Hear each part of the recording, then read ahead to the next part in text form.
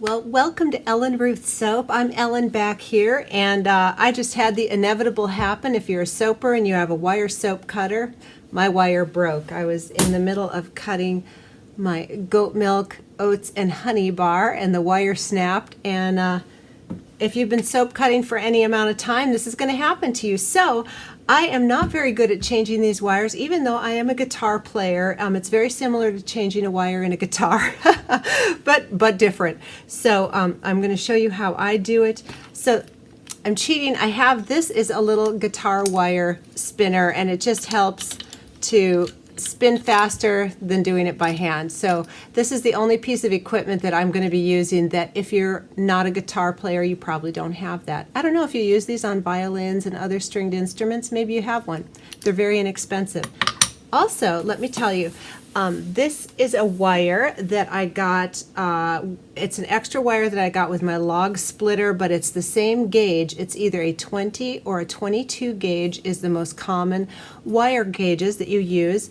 And I'll give you a little tip. I'll leave a link below if I remember it, but musiciansfriend.com, you can get a 12-pack of these wires for like $2.50 and free shipping. It's the cheapest place to get replacement wires. So Musician's Friend is going to be your soaper's friend for a wire.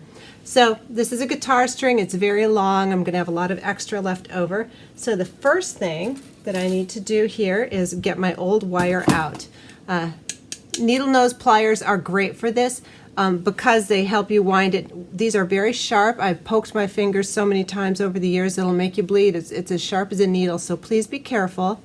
And they also, my needle nose pliers has a little wire cutter. So once I get the new wire in here, I'll be able to cut off the excess and I won't have a big old swirly wire. So this is all right, let me just pull it through the hole here.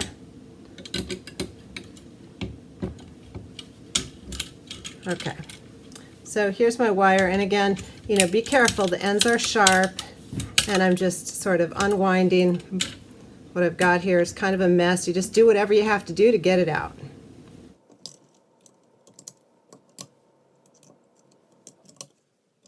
There we go. And I like to ball these up when I throw them away because they'll puncture your garbage bag or poke things. So anyway, be careful, it's sharp. Let me throw that away. So here is my cutter without the string, and this is a bud cutter I got off Etsy, but most wire cutters have a similar apparatus, if not the same. So what I need to do now is take my new wire, and this little ball end goes in here, and that's what keeps it from threading through. So I'm going to take the pointy end of my wire here and string it through the hole and right on up, and here is the little ball end. I'll show you. So there is the little, you know, ball end of the wire, and you just pull it right on in and seat, and it just catches right in there and it won't go through the hole. So that's that side. And I like to just prop this up so I can work on it. So now you've got this long wire and you just string it up, there we go, through the hole in the wood here.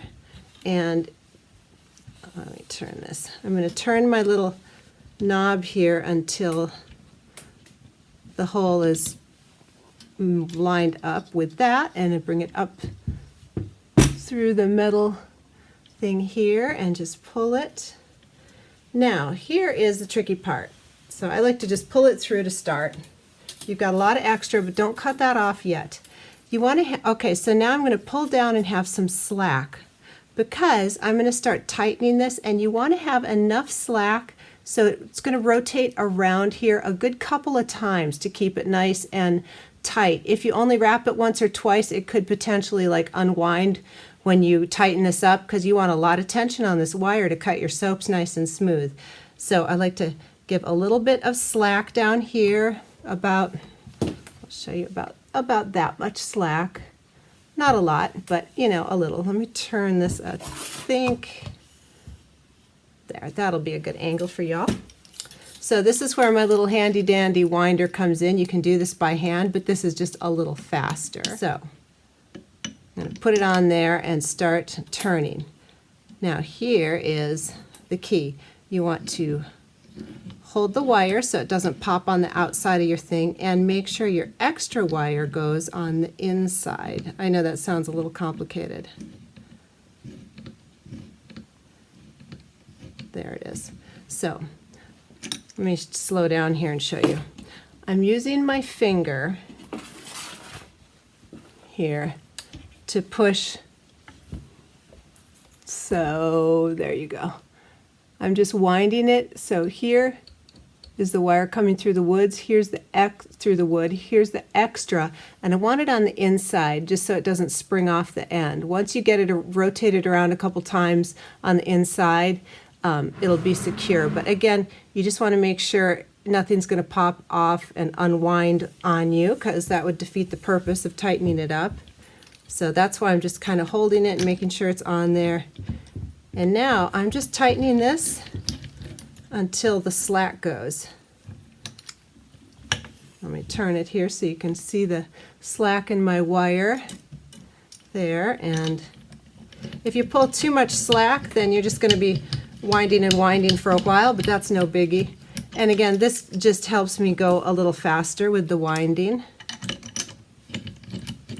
All right, around and around we go. And now, there we go.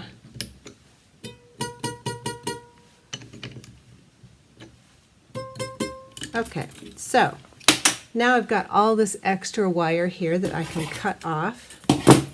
Let me turn it this way. I'm so dominantly right-handed, I can only work in certain ways.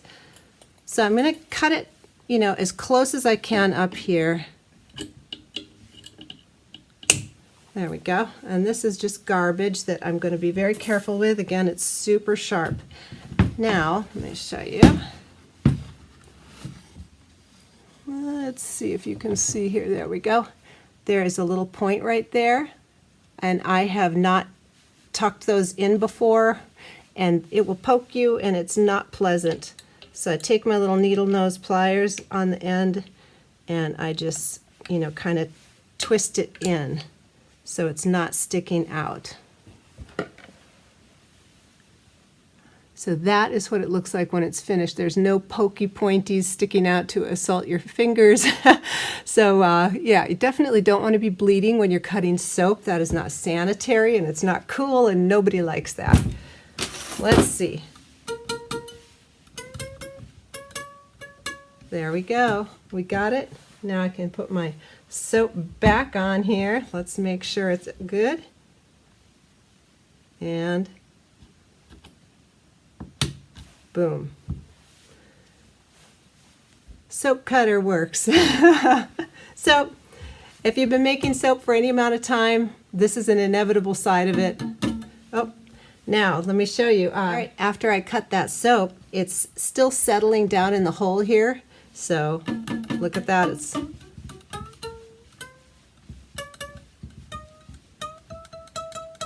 there we go. You want it nice and tight for cutting so that you get a nice smooth cut. There, it makes a nice smooth finish. But also, when you're done cutting, you want to release the tension on here. If I release the tension in between cutting, so let's say I cut at that tightness, when I'm done, I'll bring it down like that because I want the tension off my wire. It helps it last longer. It won't stretch out as much. So I tighten it up before I cut each time, not each bar, but each session. I cut several loaves at a time, and I'll tighten it. And then when I'm all done and I'm putting my cutter away, I loosen the wire while it's sitting so that the wire doesn't stretch out. So that is how to replace a wire in your cutter. And this is a single bar cutter. I don't know how to do the big multi-bars. If it's individual strings, it would go the same way for each string, but if it's a string through, there are several different multi-bars out there. So this is just for a single bar wire cutter. Anyway, I hope that's helpful for some of you. And again, a 20 gauge or a 22 gauge wire, guitar wire is what I'm using, or a guitar string. So, and I'll leave a link for Musician's Friend down below, because that's the best price that I found on a multi-pack. Have a great day.